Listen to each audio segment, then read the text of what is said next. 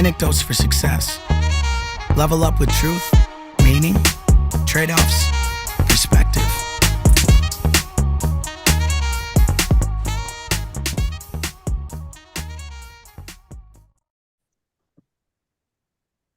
All right, here we go. There we go. Craig, what do you got for us tonight? I got this wonderful Pokey, right? Pokey and Gumby mug I found at my dad's house. I couldn't remember Pokey's name. I could remember Gumby's. Of course, I remembered what it was, but I was going for it there, Craig. That's outstanding. It was sitting right next to the I don't know. I'm sure you guys remember them. The old car colognes. They were like the cologne bottles shaped like old cars. Oh gosh, I'm not sure I ever saw any of those. Yeah, I forgot what who made those, but yeah, all kinds of interesting stuff. So I claim the mug. Didn't Eddie Murphy do Pokey and Gumby on Saturday Night Live? I believe so. Yeah. Did he? Oh yeah, he did. I know he did. Matt, a lot of our viewers have no idea what we're talking about right now. No, but they have YouTube or something else to check that out. That's going back. That's going back. It's even outside of my timeline, but I'm an old soul, so. So Matt and I are getting better at this. Instead of talking for 10 minutes and hitting record, we just hit record and went with it. Yeah. Matt, I was telling Craig earlier, Craig's been a guest before. We're excited to have him back. The fun part now is, unless there's a publicist and like an author or somebody, where we have to prepare for. Not that we don't prepare for you, Craig. I didn't mean that. That came out wrong. I got you. I don't tell Matt who our guests are, and whether it's a repeat guest or not. We just come in and it excites Matt, it excites me, it excites our guests, and we just get rolling and we talk for about 45 minutes, and we'll probably solve all the world's problems in the next 45 minutes, but nobody's going to ask us or watch this. No, I'm kidding. There'll be more problems tomorrow. We may create more than we solve, but yep. Hey, Craig, go ahead, Matt. Go ahead. I was just going to say, it's been, I don't know when you were last on. I mean, I don't remember exactly when it was, but it's been a little while. Yeah. And you've had some, what appears to be, from an outsider's perspective, it looks like you've had a lot going on with some new business and things that I don't think you had going yet that are now seem to be going pretty strong from, again, just the outside perspective. Tell us about it. Fill me in. Oh, yeah. Before you do that, I'm putting Craig on the spot right now. I already have the name of this episode. Craig Southard, Renaissance Man. I like that. Yeah. So now, Craig, you got to fill it in with the details. And yeah, it's a lot of changes.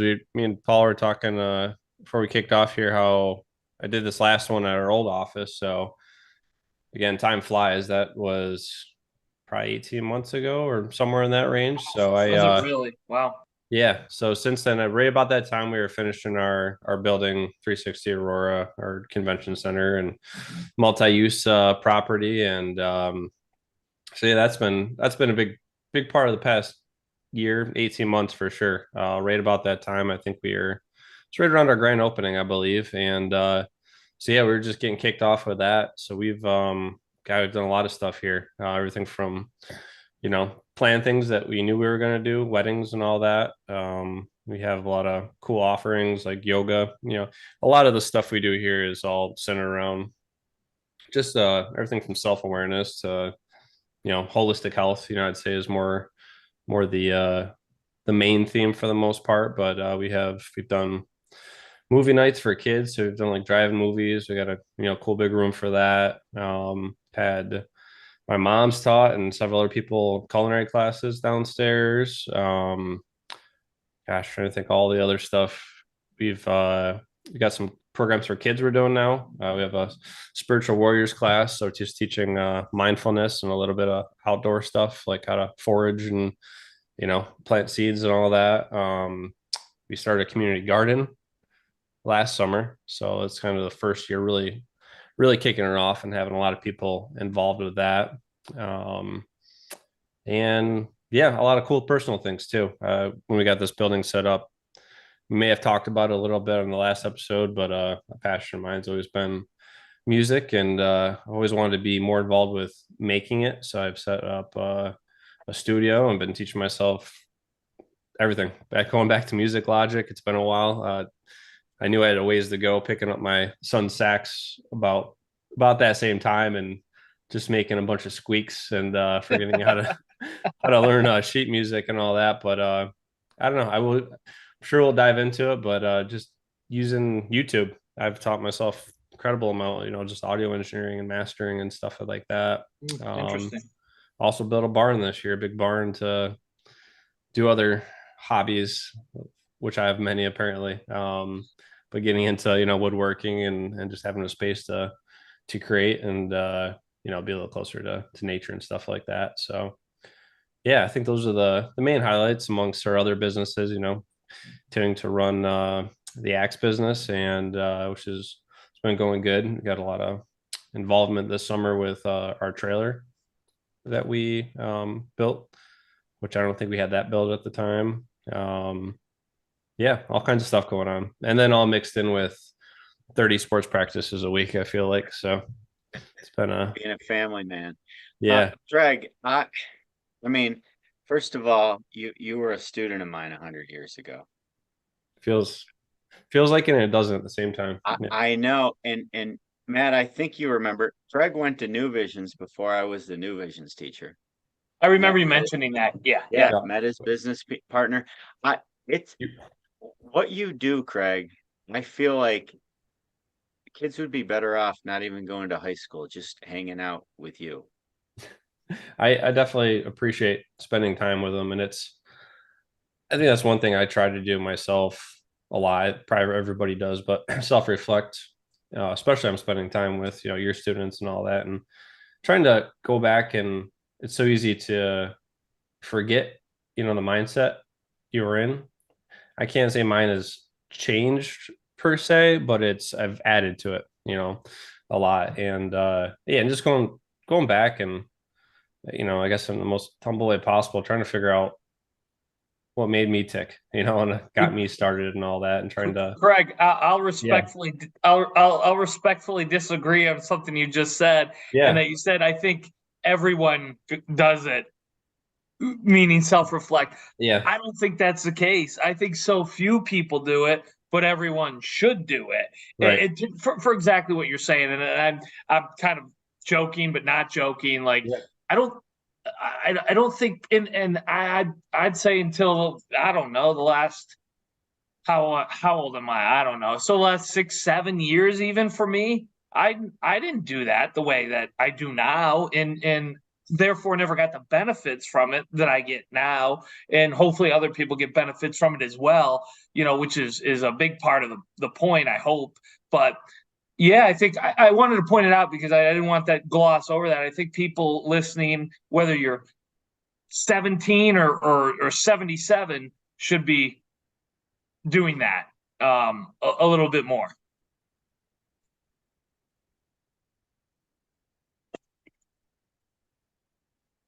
Did we lose? Right. Paul, can you hear me? I can hear you. Craig, we lost your audio. You know what? That's why you don't go to a studio.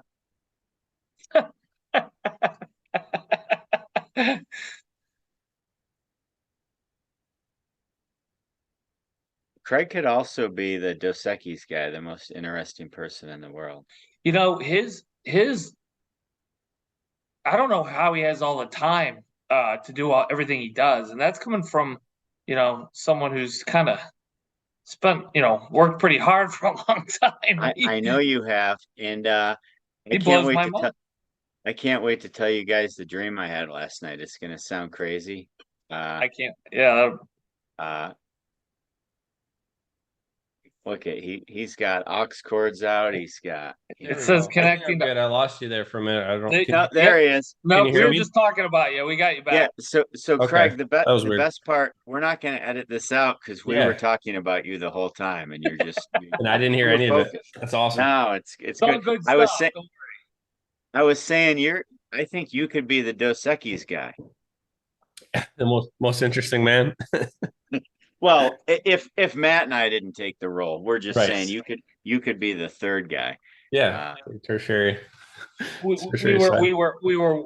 we were talking about your, the amount of things you do, and yeah, that's, I for from my perspective anyway, it's like you're living your life, man. You're getting in your reps. You're doing a lot. I can't tell you how much I admire that. And again, I try to do this same thing. I try to live my life and realize that I only got one shot. And every day spent on the couch is one day I didn't have it in the woods, or with my kid, or reflecting, or whatever. Pick a thing. I don't care what it is. Yeah. Just not on the couch, right? Or Sure. not wasting it. So it's I think you're a great role model for everyone in that sense, and whether they have similar interests or not, but just looking at life in that way, like, hey, I got stuff to do here. Yeah. No, that's how I feel. And the one thing I always try to, and appreciate the compliment, I always try to, I guess, let everyone know that's, close to me, is that I don't care who you pick out of woodwork. Elon Musk, he might be I don't know, he might just go 24 hours a day. He might, but at some point, it's like, yeah, I have my, down days, and it's really, I think I've tried to consolidate the more like hours, it's that self-awareness, like, whether you're in a funk or you just don't feel like doing anything. And I've gotten much better for sure, just over practice of like, all right, what are the tools that I have to not feel this way? Some of it might be, I had, like, this past week I've had allergies. So there was a couple days where I was feeling pretty foggy. But aside from all those things, I think, we spoke about it. So much more is in your control than anyone realizes, and I think that's a mastery that you couldn't possibly really master. It's something to always work on. But yeah, I know for sure, again, just going back to my teenage years, hormones aside and all that, just yes, but try to spend less time, in that funk. I think you need it because it does bring the self-reflection. It does bring a lot of positive things. You can't always be riding on top, but I guess trying to make that wavelength flatter, if you will. So it's been a lot of work, and I gotta say, probably the most testing student for myself is kids, and working with them, and raising kids, and trying to understand what's, inside their heads, and how they're so different. Because sometimes, just like sure Paul could relate, everyone's got a different golf swing, or everyone has different tools that, work for them. So what might work for me, I've had to come to realize it might not work for every single person. But I think there's some universal things out there that anybody can apply. yeah. You know what I always like about both of you, the fact that we teach kids to be smart and go to school and run the race and do that. And the analogy I've been using a lot lately is I feel like most human beings are no different than the hamster in the wheel. Mm-hmm. They go to work to make money, to buy stuff, to go into debt, to go to work to make more money, to buy stuff. And all of a sudden, and they have goals, and they're like, okay, so now you're 55 or 60, and then you're going off to do your dream, and then 3 years later you have cancer, right? Or something doesn't go your way.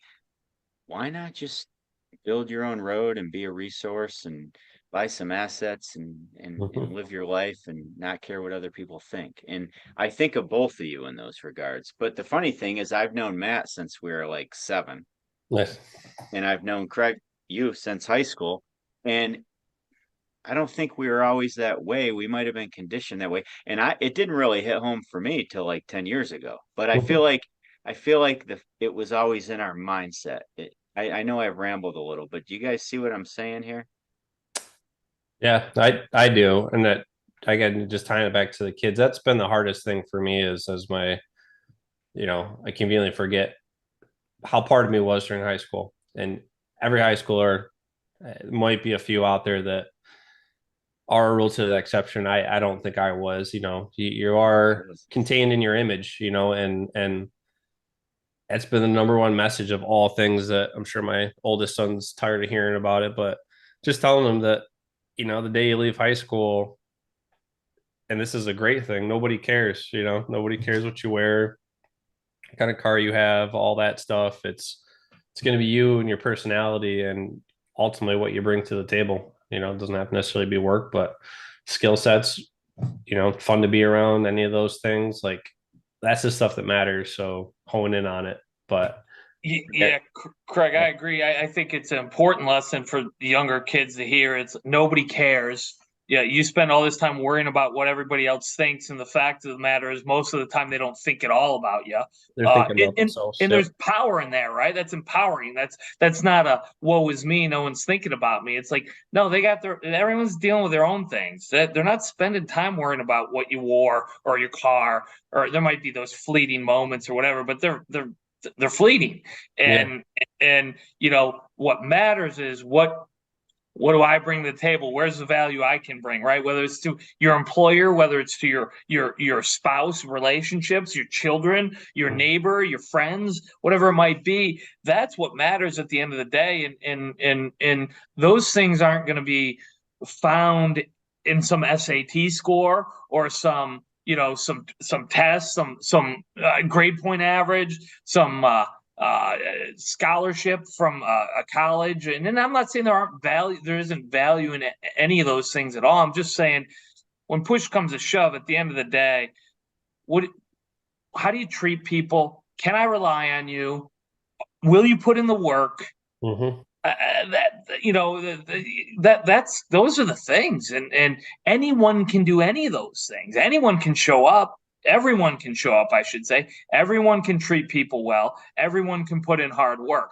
You don't have to be born with any gifts to do those things and get the tremendous benefits you get by doing those things. And I'm probably a great example of that, because no one is going to ever confuse me as some sort of genius. I didn't show those traits in high school or college or to this day. It's all just about trying to bring those other things to the table and convincing younger people that those are the difference makers, and not if you're cool or if you're the captain of the football team or if you get to go to the best college, the college everyone recognizes. Those things, I don't want to say they're meaningless, but they're pretty close, in my opinion.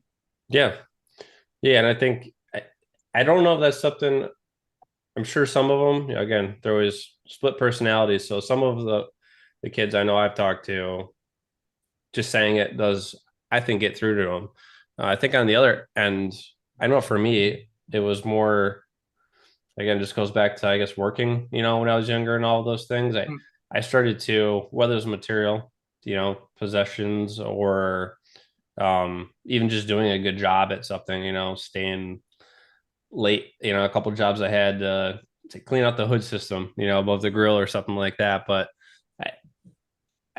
I think I got lucky where I started to realize how important the virtue, side of everything was for me. And that got me busy, just internally, to stop really thinking about other people. It wasn't like it's almost like meditation, you can't stop your thoughts. And once you focus on stopping them, you can't go through that process. You can't meditate. Well, for me, it was just kind of just started filling my mind, and what I wanted to do with other stuff. So the other stuff just got pushed out. There wasn't room for it. But I know, yeah, I think that's the one for me. That's like been my favorite word the past couple of years. And I think I've probably watched too many Jordan Peterson videos. The logarithm has me just tied into him.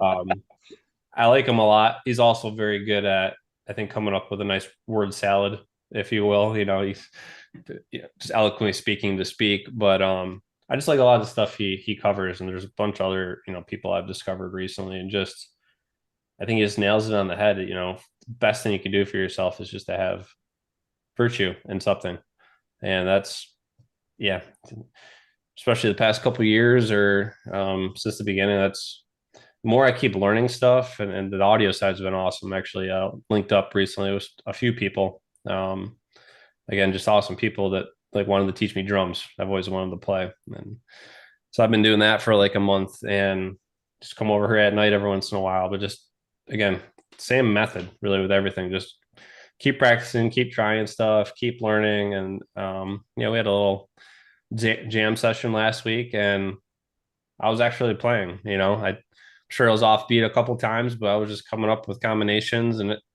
to me, it sounded good and it was awesome. It's so fun to get to that point. And I think you do it so much when you're younger and you forget how to do that, just like, I think no doubt when you're younger, your mind's moving faster, can absorb more. I think it's more capable and everybody knows that, but you have all those possibilities as an adult. And yeah, just to sit down and every time I learn a new skill, and it seems to happen every, like a major thing, might be just how to use a plumbing system or again, how to play drums. Like that for me is what keeps me going. It's just like how many more things out there.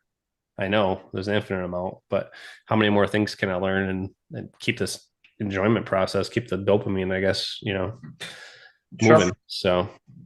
So there's about 8 questions I wanted to ask you while you were talking, but I'm gonna table a couple, and I'm gonna just go to what you said when you talk about doing your best in virtue. That I think it's important. You kind of mentioned just like when you were a kid or when you do this. I think we forget as we grow up, it's okay to be vulnerable and just put ourselves out there. And if we're not good, we're not good. If we're good, we're good. But you just go experience and do it. Kids don't care about that stuff. But at some point when you become to adulthood, you're worried about image or likeness or what will Yep. people think. And playing the drums, your example there is fabulous. At the end of the day, it doesn't really matter what other people think. You were loving it. Vulnerability. I think we forget that. Yeah, it's the only way I'm gonna open my mind to keep learning things and get better. And I knew that was gonna happen. But again, it's just like it's the same as everything. I hadn't really done much mechanic work lately. There's another thing I've dived into. So we have these little mini bikes for the kids, like the Coleman ones you buy at Tractor Supply. And, I used to work on engines and stuff like that a little bit growing up, but got into souping them up this week. So I was just, again, learn how to tune some carburetors and did that and got it all working. And it's just, I don't know, it's just one thing after the other. It's just, I know I couldn't go, build a nuclear power plant tomorrow. Might be more of a resource thing, but like I'll figure it out, and I also know that I respect the mastery of something too. I know that if I want to really master something or go down that road, that's going to take probably a lifetime, to get to that point. But to get to a point of just understanding and, being able to do and then keep that process going, I don't know, it's always the same. It's always the same recipe book, at least for me. So Paul, you mentioned before, I keep wanting to get to this earlier, but we've been obviously having our conversation when Craig was off on the audio, his audio was off. You'd said something about a dream. So I don't know what, so we're all busy people, and like we could look at each other and say, how do you all have, like, I could look at Craig and Matt, how do you have enough hours in your day? And you two could look at me and say, how do you have enough hours in your day? Like for different reasons, monetary motivation, like we're just doing it. And so when I bring guests on and I don't tell Matt, I feel like deep inside my subconscious is like I'm supposed to tell Matt. And then I always have a dream about the guests before they come on. Last night I woke up in a panic, like I missed the podcast, but I'm like, all right. So I had a dream we formed a business sponsorship. And that's why I touched base with it earlier. I had a dream we just formed our own school. Like we didn't need traditional school. Matt and I have talked about it in the past. Craig and I have, Craig, you're talking about YouTube and you'll get it eventually. Like I want to ask you a question that I already know the answer to, but I'll just run with this right now. Like, why does a kid technically need traditional school as we know it? Like, I don't think they do. Yeah. Or at what age do they branch off and go to our school? I'll just go with that, our school. Yeah. I think, I've thought a lot about the education system lately, especially my kids are in every aspect of it now. So it's really brought me back to it. But yeah, I don't know. I've seen so many things like on the internet where it's like saying what you're saying, like you don't need it. And I think you do it to an extent, like Yes. the core subjects. I use math more than I ever have, and just it's sometimes embarrassing, I guess, having engineering degree, just forgetting algebra and stuff like that, which is awesome. You're going to forget little things, but so I think all those are critical. But I think that, I really takes me back to, I think the new vision thing is such a great thing because it's like half and half, I think would be a great mix if you could figure out how to do that, but do it much, earlier. And it's really funny you mentioned that because I was one thing that me and Ryan are working on is we've done some classes here, but we wanted to start a group. I'm sure you guys have got ads for them. They're like like men's groups and things like that. I'm trying to think what the one was. It's like something warrior, but yeah, we were brainstorming the same thing the other day, just how to bring younger boys in and men and stuff like that, and just teach them stuff. We wanted to teach, and anyone would really be open to it, but whether it be plumbing or some outdoor survival skills or mental tactics, type of thing, reflecting, meditating, kind of an all-in-one encompassing thing. And the name we'd come up with was Primal as the course. So that's actually something we're talk more after this, but I'd love to involve you in the process. It's yeah, it's a somewhat weird coincidence that you mentioned that because Huh. that's been heavy on my mind lately too. So Yeah, well, it's so far like okay, they like I bring in honor students when they're seniors, but I've talked to Matt in the past that I feel like sometimes underprivileged kids could benefit from my New Visions course more than the entitled kids with parents in a mindset. Does that make sense? And yeah, or do they graduate high school and come take a course like this before they decide where to go to college? Like I don't know the exact timing of the place, but mhm. it needs to be supplement it needs to be a supplement to traditional education. Like and just what you were saying.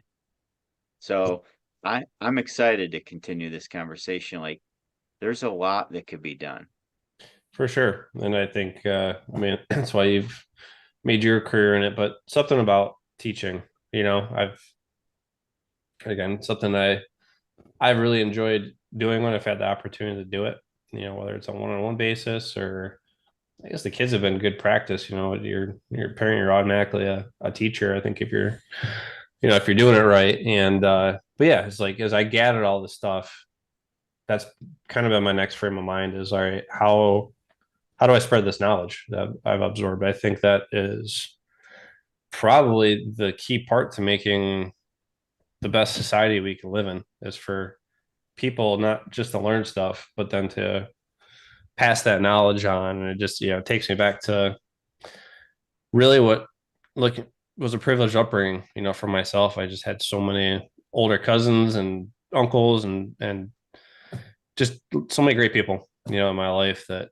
took me aside and went out of their way, teach me all these things. I attribute a lot to that because I just watched so many people in my family go, even to this day, do different things. I have a cousin whose daughter is getting a pilot's license right now.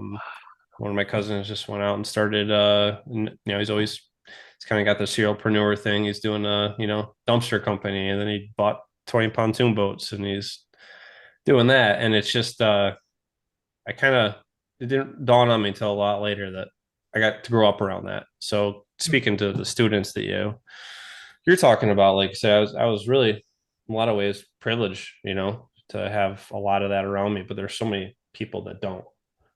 They just need a spark, to get into that and just feel like there are tons of people around that think differently, that do things different. And I think they need to be surrounded by that more than anybody. Because a lot of them don't have that. So I feel I feel a good teacher likes to teach because they like to learn as well. And mhm. like whether it was early high school days where kids are just trying to push your buttons, well, I learned from that, right? Or whether it's the honors academy I'm at where people are like really challenging you with thought-provoking questions. But if you don't have an open mind and you don't like to learn, you shouldn't be a teacher, period. Right. But at the same time, the system sometimes doesn't promote that. So it's easy to just think you can push an agenda or a topic or a curriculum and be a teacher. But Mhm. but you know, I'm not calling us Confucius or Socrates or anything like that, but they were teachers that taught almost because they wanted to learn. Does that make sense? Yeah, I think one ties you to the other, and it's like that reverse staircase where it might be going down upside down, type of thing, and then coming back around. But it's like, yeah, I that's what's driving me, again to do the stuff we just talked about. So I think that completely makes sense. Matt, I'm gonna ask Craig this question now because, well, I think I know the answer. I want to see how he answers it. But Craig, I'm gonna fill the viewers in. So you were a student in high school, average Joe, right? Yep. You went to the New Visions Academy, but I wasn't there then. But and I hope I get your timeline right. You Hmm. go away to private university, engineering degree. Yep. You're gonna be an engineer. You're set on that in your life, and then all of a sudden you don't really practice engineering now, and Hmm. you have all these other things that happen. So twofold. Knowing what you know now, would you have told your high school graduate self to go to college? And B, are you happy with the journey you've taken? Yeah, I think I would. One thing I've tossed that idea in my head around a lot is like, because one of the things I always wanted to do, if there's a movie I've watched 500 times, it's Top Gun, and I would was like one signature away from signing up. That was my only one big fork in the road. It was one signature away from signing up for the Air Force. All I want to do is be a fighter pilot. I would still do it if someone would let me in a plane. But I've always wondered, yeah, what my life would be like, especially now with having so many little ones and everyone that's in my life. Like it would have been completely different. But I think, yeah, absolutely I would have went because it opened up all the doors that got me to where I'm now, and don't like to use the word content. I'm content certainly from a humility standpoint, but I want to learn. That's the currency I'm really after. So yeah, I don't think I would change it. Don't think I would change it. No, Um, but that's important. You don't have to take that route, but college still, like, we're not knocking college and education. yeah. We're just knocking. I think my biggest thing is sometimes I don't think kids feel they have a choice and they just jump back on that hamster wheel and just move forward, move forward. Well, For Somewhere sure. along the line, you realized I can use this and pivot and do other things. I know you're going to, Matt, you Yeah. got something to say. no, yes, I do. I kind of feel very similar to Craig in the sense that, it's easy to look in hindsight and go, oh, well, I'm not using that per se. But as you said, it's like, what doors did that open? And not just opportunities in the traditional sense of, oh, because I have this degree, I was given this opportunity. Without it, I couldn't have had it, and that led to A, B, C, and D. But more importantly, the way I think that the mindset, if I hadn't done some of these things, how would I have looked at the world in general? Would it have been the same? Probably not, but how different? So I kind of lean very similarly when asked that kind of question as you do. It's like, because I'm not using the things that I have my degrees in and where I got started in really any way, shape, or form to what I do now. So what I've done, it's easy to look and say, well, then you shouldn't have done it, and I don't think that way either. So I guess that was my comment, Paul. I think it's a great question, but I think ultimately for kids, what they need, the important thing to recognize, whether it's your story or my story or whoever's story, who started out in an area and has ended up somewhere else, just because you start out in an area, just because you go down a certain path, it's important to recognize you don't have to stay on that path forever. Mhm. And there's other opportunities that can evolve from it, and keep your eyes open and look at those opportunities. I think that's the important lesson in the thing, not whether, whether the hindsight is whether you should have necessarily done it or not. it's an interesting question. Don't get me wrong. It's definitely an interesting question, but I think ultimately it's what did I do with it? And that's where I stand on it.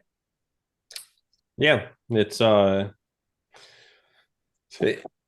think the biggest thing for any of the younger people coming up, if they're going to go, one way or the other, I think it's just having the general mindset that no matter if you choose to go to school, no matter what you do, it's going to open doors. It's just the doors aren't going to be. I think it's a good analogy. They're not going to be the color that you necessarily expect. Expect to just walk through red doors. Well, you might run into a purple one or a seafoam green. Like in any of them, and there's opportunity behind all those, and it's not just going to be that. Even when I took civil engineering, I didn't realize till my senior year how many different jobs. I figured, oh, I'm just go do bridges and earthwork, which is a lot what I did, but I also looked at 300 400 other things I could have done. Could have gotten into more survey or any of these things, and to me that was exciting. It was just like, oh, degree or not, I'm not pigeonholed to doing this, and no matter what you go out and do. So if you see it as an opportunity to open doors in a more general sense, then I say go for it. If you're really stuck in it because you think it's just going to take you down one singular path to this one place, so I think that's where it gets kind of dangerous, because there really is no one singular path. It's just not how the universe works, if you will. So, And more so than ever, I've kind of changed as I've taught over the years. I try to talk my students now out of going to college. Now, before parents get mad, and sometimes I get some kickback with that. Like for example, go work somewhere, save $10,000-$20, invest it, and then go to college a year later, and you're going to be so far ahead of any kid. Like you just don't have to jump in. Uh, but the crazy thing, if you're gonna go to college, is what I tell them, you never will be more stable in your life. Now you're paying tuition, room and board, and you might have debt afterwards, but you've got 168 hours in a week and you're taking 15 credit hours. You've got time on your hands. So if you're gonna be in college, use that stability to meet people, join clubs, talk to professors, maybe start, Matt, we've talked about this in the past, maybe start that idea for a business, because now you have the stability and the safety. But a lot of kids don't go to college for that reason. They go for the football games and the parties. And I'm not saying all that can't be involved, but if you're going to go and build those relationships. Yeah. Yeah. That's kind of taught me about a topic too. I've discussed with just some people, recently, and it really goes back to the image thing. I think that's, as I'm raising kids here, image is so in front of your face more than it ever is. And I think it's like, what do you define as success? I've known that in like just personal family relationships. Like, don't, for example, look at me because I've amassed some things, and that's not success. If you want to say I've been successful because I've learned new things, I'd much rather have, that. But if you are going to a job, and you have basic things and the roof over your head and all that stuff, I think I'd like to see more people find contention with that, because there should be some, whether it's just being grateful and all that. But things don't always have to be, I think, grandiose, in nature.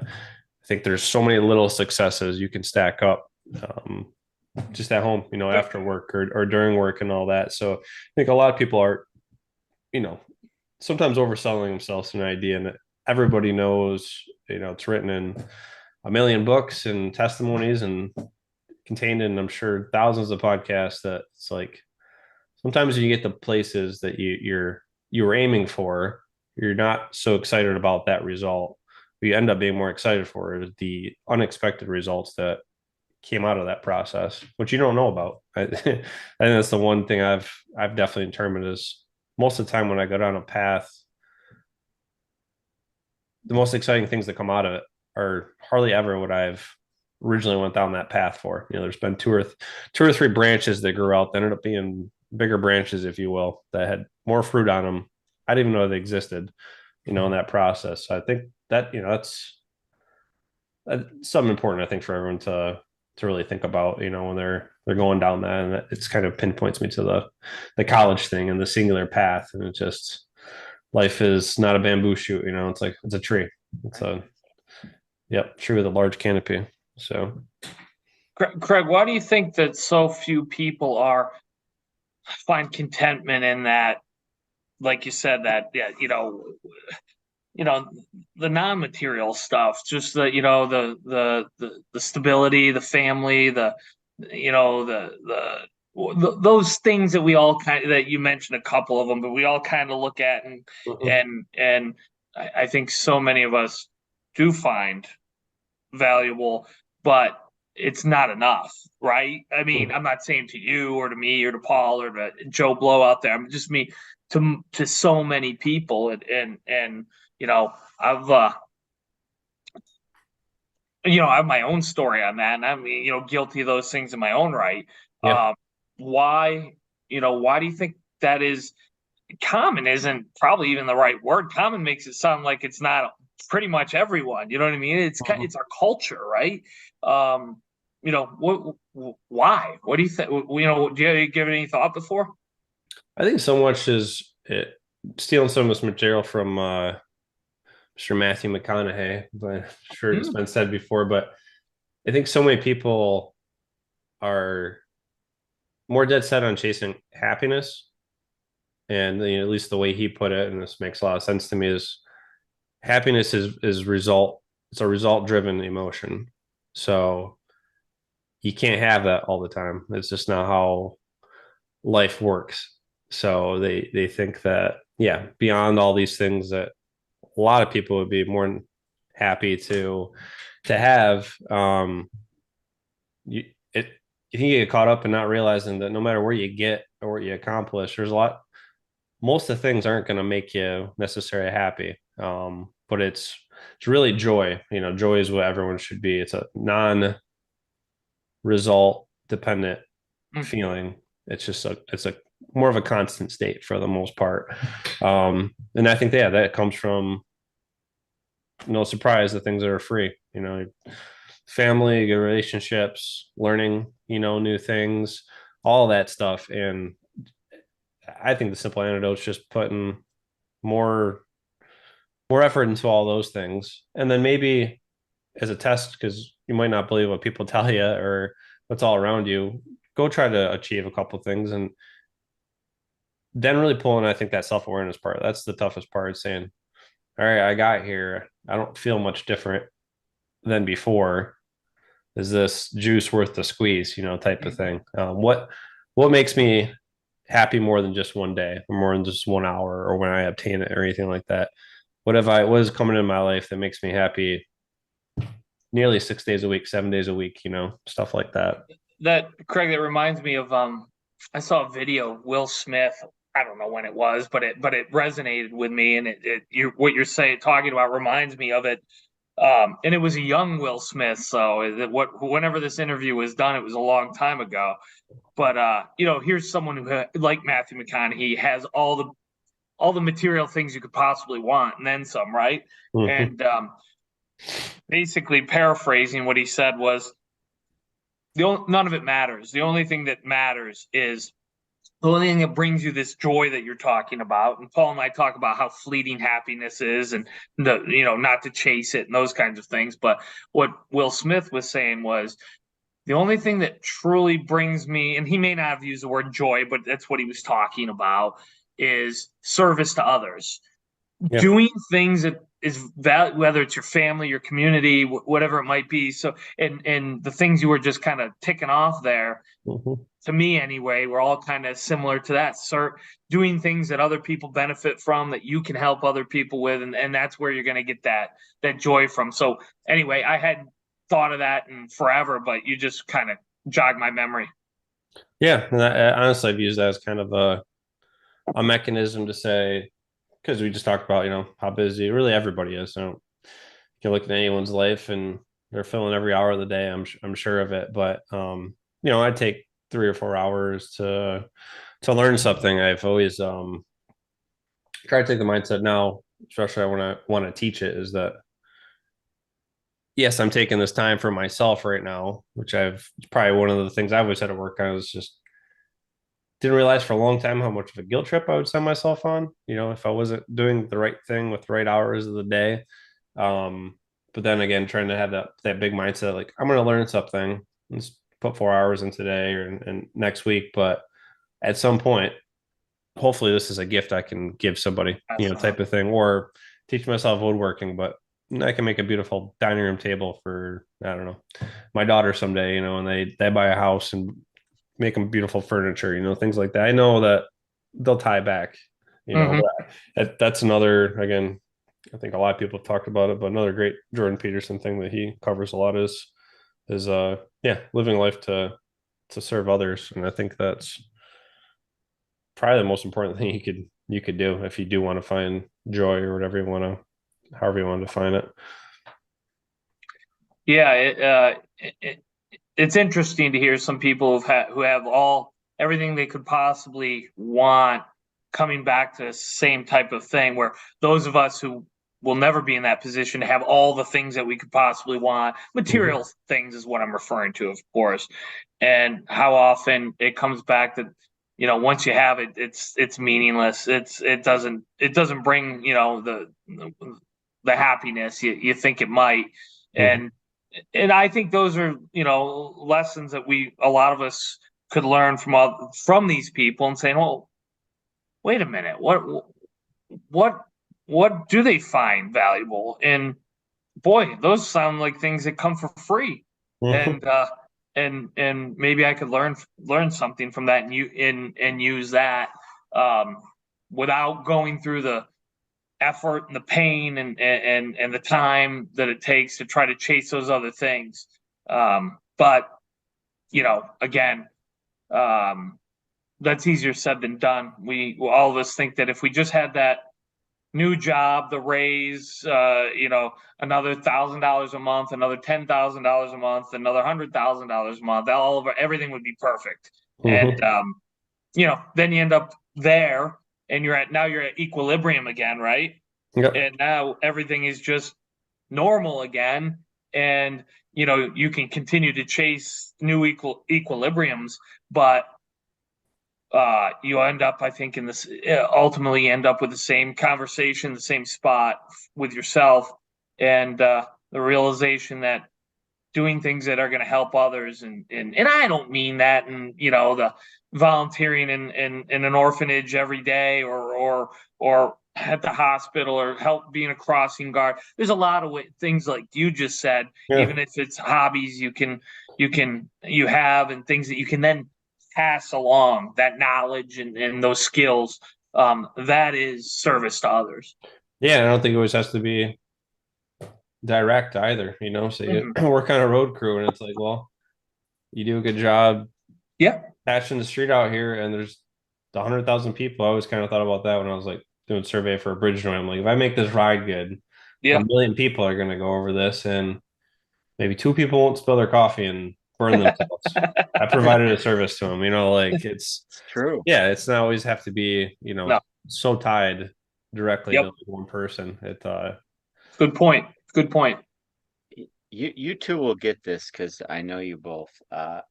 Lately, being a teacher and a public employee, right? Everybody's like, when are you retiring? And I don't like that because it makes it sound like I'm going to stop learning and working. Like I'm never going to stop pursuing things and working. So lately I go, oh, you mean when am I going to stop working here? And they just look at me funny, like, because I know, Matt, you will never stop working. Craig, you will never stop working. But Mhm. it's also not technically work. Right.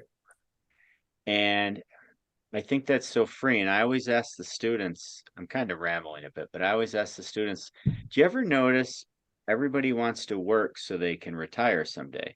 But if you look at the most successful people in the world, and you can measure that any way, shape, or form, they're not retire, like they keep working. They're So involved to the last day. there's Yep. something in that. Why would I stop?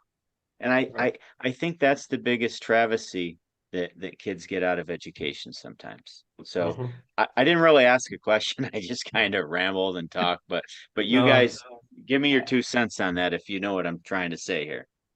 Yeah, I've just heard that a lot, lately, especially with having, you know, some parents retire, recently. And I guess that's one good subject, hopefully maybe my dad will listen to this episode. I can get him to listen to it, but he's always been an egg I've been trying to crack, and figure out. Prior, everyone's doing that with their parents and anyone they have a close relationship with. But he retired a couple of years ago, and well, part of me completely understands him. We are certainly cut from the same cloth. I think it's genetic in my entire family, but I'll call him. He's down in the villages right now in Florida. I'll call him. He's got, two of the neighbors' golf carts, refurbishing a whole, rewiring the batteries or doing something. So I'm glad he's doing that, but he doesn't know how to sit still. And so this He's summer, not really retired. That's the point. Exactly. He never will be. But also he's so stuck in that schedule so I'm glad he's doing that, but I want to make sure in his case. I don't always, I guess, and maybe I'm wrong. I'm always unsure if he's doing everything for the right reasons, more as like if it's something repetitive, like you paint the same room 3 times, well, you're not really learning anything. Like, I think the goal should be to keep doing that and keep working, but also, at least for me, to keep that learning process, going and doing all that. And I think, I know we talked about it last time. We and you've talked about it a lot of stuff I've done is in honor of what my parents have done for me, and a lot of it's to kind of do the opposite. My dad is always conservative in his ways, and I appreciate it. But so we're going on a trip this summer. We didn't go on one last year because we were busy here, but we're planning to go to Montana and maybe make it out to Washington and live out of the van. And so more opportunity than ever for him to go. And I think I finally got him signed up, to go on this. But just we just covered, kind of talking about the past and going to college and doing it. And then, me and Matt both saying that you don't want to really change that. You really want to live in the moment. I find him kind of doing the opposite. Which is pretty classic along a lot of people. He wants to live into the future all the time. So like overly planning, and the idea of him like, well, where are we going to stay the first night or the second night? I'm like, that's not how I operate. I'm not making reservations. Like, we're getting in the van, we're going to drive. We're going to end up where we're going to end up every night.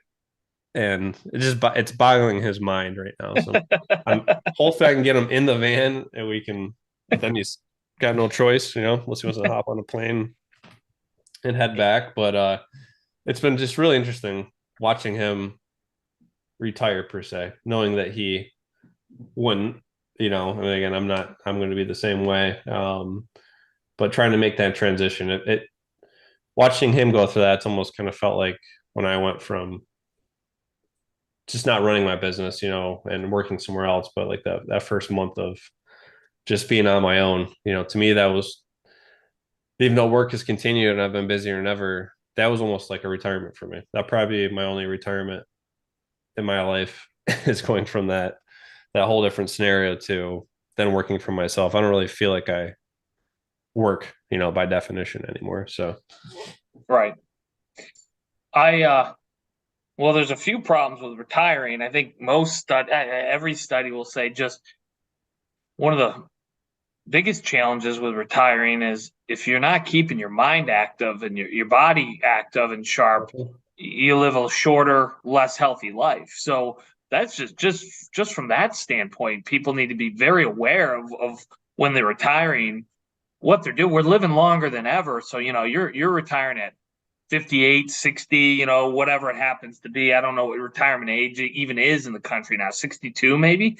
From a Social Security standpoint, some of those things, I don't even know. I don't think in those terms, so It doesn't even cross my mind.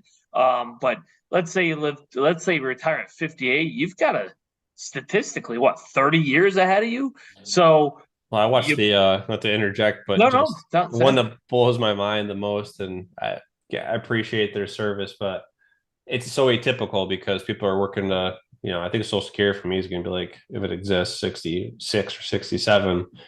But the retirement age has moved up so much, but then there's those little niches out there that exist. And so I have, people that are like state troopers. Yeah. And they got in when they're 19, and you run into them. They're not even 40 years old and they're retired. Right. And, most of them do stay busy. They do stuff after, but Right. just, I don't know. I mean, I'm almost there myself. So it's just like, it's just weird to think about. And I know some don't, some just, my grandfather was one. And, I remember he wasn't always in the best health, I think, because of that. He didn't, he had did some gun sales and stuff on the side. But was kind of stagnant, and it didn't live the most healthy life. And it's just like you said, after 50. Yeah. Yep. That's a real problem for a lot of people. So, they've got a number one plan for that, and make sure that they're making those good choices and decisions, because God willing, you're going to live a long time. And if you're going to live a long time, you want it to be an enjoyable long time, and that's a real problem that a lot of people don't take into consideration. Mm-hmm. When you retire, when you're 70, your body's moving differently than when you're 45. So it might seem like a great idea to retire in a few years, but you got to take care of yourself, one, physically and mentally. And if you're not doing things, both those things can fall apart quite quickly. Yep. Mm-hmm. And number two, most people, there's very few exceptions to this, are poor after they retire. So inflation's going to eat away your money. The fact that certain tax breaks you have when you're working, when you're raising a family, when you're paying for your home, Mm-hmm. those are all going to disappear as well. You're going to get taxed at a different rate oftentimes on your retirement. Most people don't plan for any of that, and what they end up is a lifestyle that is less free, because they don't have the resources that they had when they were working. And there was a great quote I read recently. It was, "It's great to get out of the rat race, but you better learn how to live with a lot less cheese." Something like that. Sure. And everyone thinks now, I got all this time, and the fact of the matter is, you have fewer resources. In most cases, inflation's going to eat it away. If I didn't mention that, you're going to have all these financial issues that you are not thinking about and you're not planning for. Plus, you're going to have all this free time that you never had. And what are you going to do with it? You're going to sit on the couch? You're probably going to want to go do something. Well, entertainment's not free either. So whether it's golfing, whether it's fishing, whether it's, whatever it might be, my idea of a wonderful retirement isn't sitting on my couch 6 days a week, waiting for the one day I can afford to go do something, or 50 weeks a year waiting for the 2 weeks I get to go do something. So most people really box themselves in to these difficult, and then they spend their last 30 years of their lives basically just living paycheck to paycheck, if you will. And to me, there's almost nothing sadder. So be very careful on those decisions you make, but you really need a plan for them. Yeah, I agree. And like I said, I don't know, my vision, which I know will change, is it's just doing some hobbies that can make money. So like you said, leisure costs money. Going playing around a golf or doing anything like that. But I always figured, hopefully I'll be set, on that side. But if I could do woodworking and make some tables and sell them and cover the cost of materials, and even if it's a wash, at least it's free. I kept occupied, stay active. And I think that is a testament. I have my one grandfather is still with us. He turned 9. We just went to his birthday, 90 years old, and just went and visited him this past fall. And just for his age, he's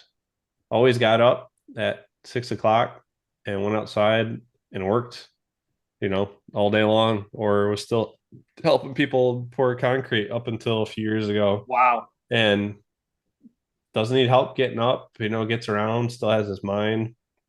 And I've always kind of used there's always been a few people, him being one of them, just people I've run into. I remember we're out climbing Mount Albert in Colorado a couple years ago and going up the hill and having this guy just whiz past me as I'm dying, and I feel like I'm in pretty decent shape, you know. Certainly didn't train for what we did, but you know, I'm still in my 30s, so it's we ran into him later and talking to him, and he was like 74 years old, you know, and he's It's flying. just destroying us, you know. Might be a little more acclimated, but it's like that. What better goal could you have than that?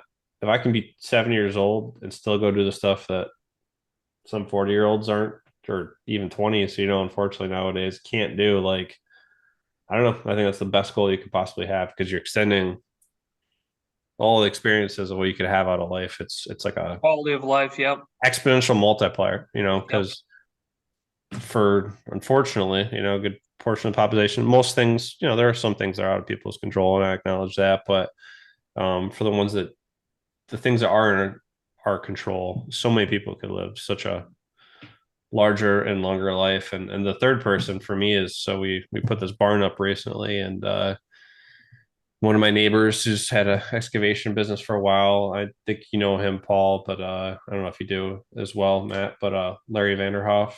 Yeah. Yeah, so me and him kind of, you know, he's a pretty much a one-man show now. He's, I think, 72 or 73, and I worked with him for 3 or 4 months. You know, basically me and him just putting in, yeah, we put in 3,000 foot of conduit, put a 1,200 foot driveway in, septic systems. he he's about the only person I've met recently, and I'm sure there's plenty out there, but from a physical standpoint, can outwork me. Him and my uncle was my other neighbor. They graduated high school together. I came up one day. They had an acre of woods to clear. I came up in the morning. They were getting started. He was just helping out for some free gravel with their buddies. I came up at the end of the day and had a whole acre cleared, trees gone, cut up, rough graded, and two guys in their 70s. I'm just like, I love it though. I love it because it's like I the days that I feel a little sore, or you know, don't want to get on Inspiring, a right? truck, and it's so inspiring, because it's like the recipe is so simple. You know, it's like making muffins. It's like, well, you should self-reflect and all that. I've also thought about the opposite a lot. Don't overthink things so Just much. do it. Like, we all know, getting through that first half hour of the day, once you get your body warmed up and your joints going, your mind ticked in, and you can put it in overdrive, it's going to be there for a long time. It's just like so many people don't choose to do that. And there was a video I watched recently of I'm sure you guys have watched her before. She's got glasses, motivational speaker, but Is it Mel Robbins? yeah, exactly, the video of her. She's talking about how little hacks she uses about the space shuttle. I don't know if you've probably seen that one, but basically, like, don't want to get up. You basically, your mind has 5 seconds to tell you to do something or not to do it. You know, so just pretend it's a space shuttle launch, and 5, 4, and I've been kind of doing that. 2, 1, like, go. you know, I'm sitting there, I'm like, all right, I get this project started, and it's like 5, 4, 3, 2, and I don't let myself get to 1. I get up on 2, and I keep doing it like over and over.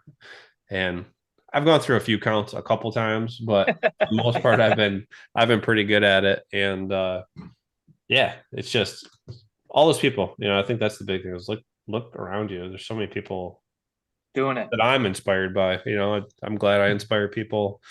That's awesome. But there's so many people around me. You know, I am me because of everyone else. I've been so fortunate this year to run across a lot of people that keep me going. So, Well, you guys are two of my favorites. Do you know we've been over an hour? We never do that anymore. yeah. So I'm gonna end with this. So I take a new approach to how I get kids to invest, like, because 18-year-olds, 17-year-olds don't think about their future investing. But you guys, we've touched base on it. They put away $50, $100 a month. I mean, whatever. That's a whole nother debate. I tell them, how long you been in school for? They're like 12 years, and they're like, I can't stand it. I want to get out of here. I want to move on. I'm like, and you think you're going to go find your career and work 30 years? And they kind of look at me. And I go, you're going to be stuck with bills and debt and maybe kids and relationships and life. You're that hamster on the wheel again. If you invest, I'm not saying you invest to stop working. I'm just saying you invest so 20 years from now, you have the freedom to go pursue other things. You have the freedom to pursue other careers or hobbies. And I want your thoughts on that as we leave. Am I on the right track? Looking back, Yeah, no, 100%. I mean, really, you might be surprised to hear this, but I believe it was yourself when I had you as an economics teacher.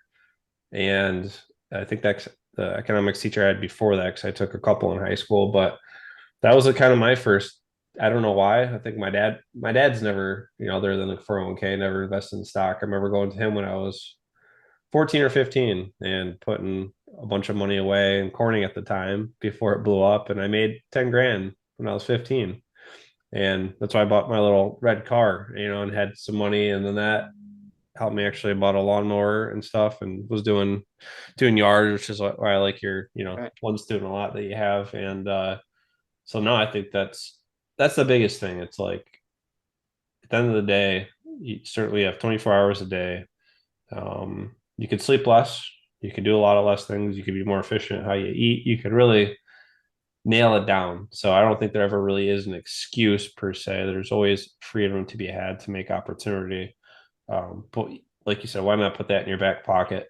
It makes it a lot easier. There's no doubt about that. I know any business, especially the first one, when we started Finger Lakes, like once we had cash flow going, it made it so much easier to put the time and effort into the things you need to do to grow your business. But when you're, yet not invested yet fully, whether it's assets or cash flow or money or anything like that, eats up a lot of your time. So you have to sleep less or do different things to make up for that. Because you're taking care of stuff you have to take care of, like you said, life and all that stuff. So there's no reason not to do it. I can't see how it can't put you not in a better position. So I think it's super important, but not so much to do it for what we just talked about, the retirement side. Right. That's my point. And that's why I think people sometimes get hung up about it, because like, oh, I don't know, it's the whole finite schedule time. I think again, started this conversation back before we, I think, kicked this off, talking about that. It's just like time is loose, and it can move around, and there's no guarantee what you're going to do, or if you're retired at 55 or doing that stuff. But yeah, invest for the right reasons. And I think that's the best one you could possibly use. It's just to give yourself time. That might be the end of your life when you retire, or now, to give your opportunities so you can retire early. So it's like pre-retirement.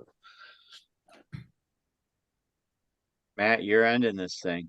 What say No, you? I mean, I like hearing Craig's perspective on it. I think he nailed it when it said there's no reason not to do it. It's not, the only thing that's difficult is the discipline that it requires to actually do it. There's nothing difficult about it at all. It's discipline and enough of the excuses already. It's like we all come up with them, or we're capable of it.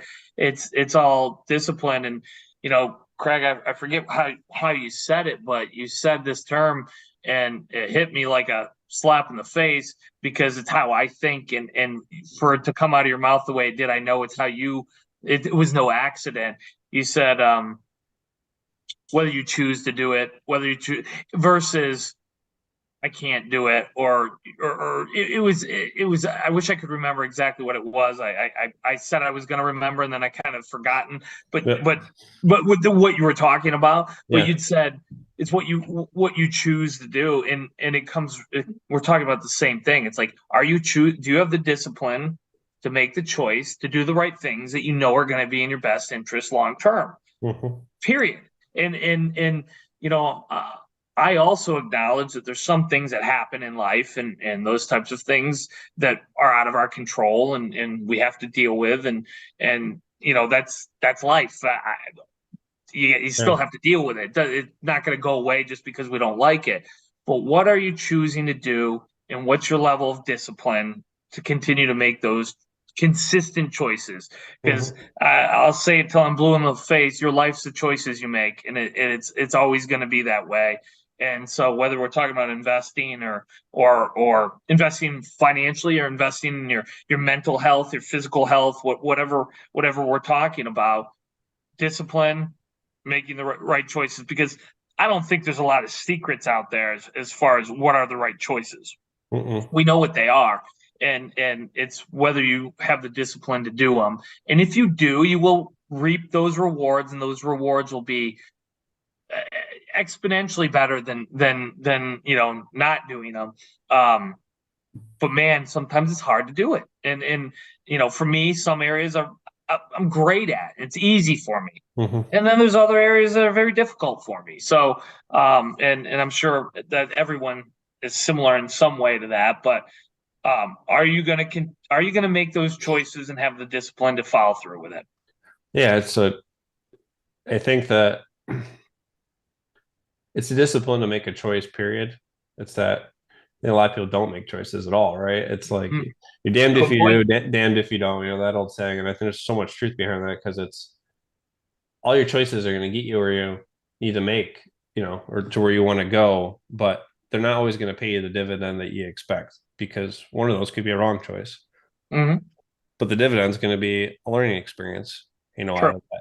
So I think it's a discipline to keep making choices regardless of sometimes the outcome, because that could throw you off the most. You can make 4, rolling red at the roulette table. You can make 4 and be like, oh, that's how it's always going to be. And then you make it and you roll the wrong color and everything's gone from the first 4 choices. How do you get to making that 6th choice? And I think that to get past that for a while, that becomes a lot easier. But yeah, you have to have discipline just to make choices, period, because that's the hardest part.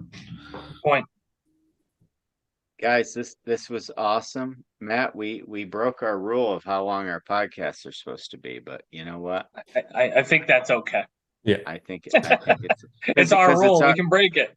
Yeah, we have a new rule now, except when Craig Southard comes on. So, hey, I mean, you guys are 2 of my favorite people. So, I mean, I'm glad you came back on. We're gonna have you on a ton of times, because I know between the 3 of us, in any way, shape, or form, we're going to be different people every time we come on. That's what's fun. That's what's fun about this. True. I appreciate both of you, all you do for my students, and I know it's kind of selfishly because you enjoy it too, right? It's okay. It's okay having a win-win. So until next time, we're going to end this. Thanks, guys. Absolutely. Have a good night.